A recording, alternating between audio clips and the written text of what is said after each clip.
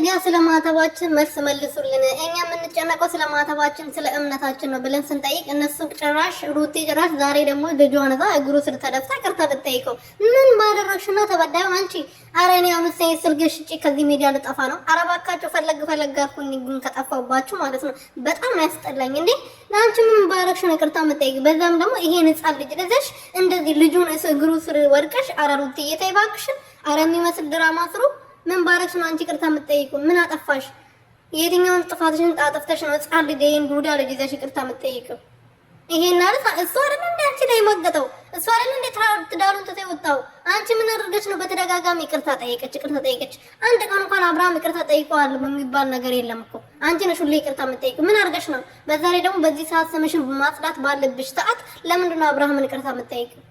ይሄ አሁን መተት ተደርገ አርገሻል፣ መስቀል ላይ መተት አሰርተሻል በምትባይበት ሰዓት አምነሻል ማለት እኮ ነው። ይቅርታ ጠይቅሽ ማለት አህዋ አድርጌያለሁ ይቅርታ አርግልኝ ማለት እኮ ነው። በሌላ መንገድ አይደለም።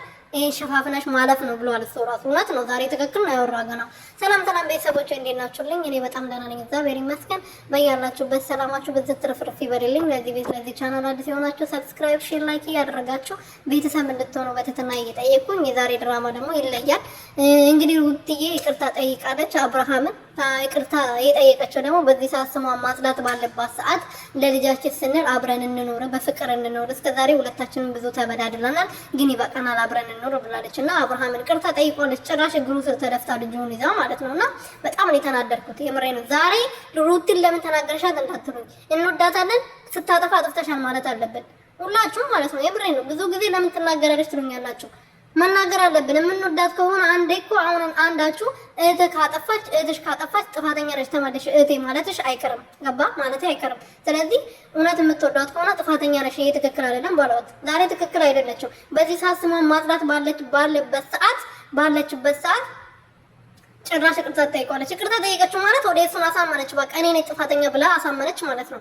ገባችሁ አይደለ? እሷ እዛ ጋር እኛ እኮ ራሳቸው ጉዳይ ነው፣ ግን ስለ ሃይማኖታችን መልስ ይስጡን ብለን ስንጠይቅ እነሱ ጭራሽ ሌላ ድራማ ስለ ይቅርታ ስለ አብሮ መኖር ምናምን ያወራሉ።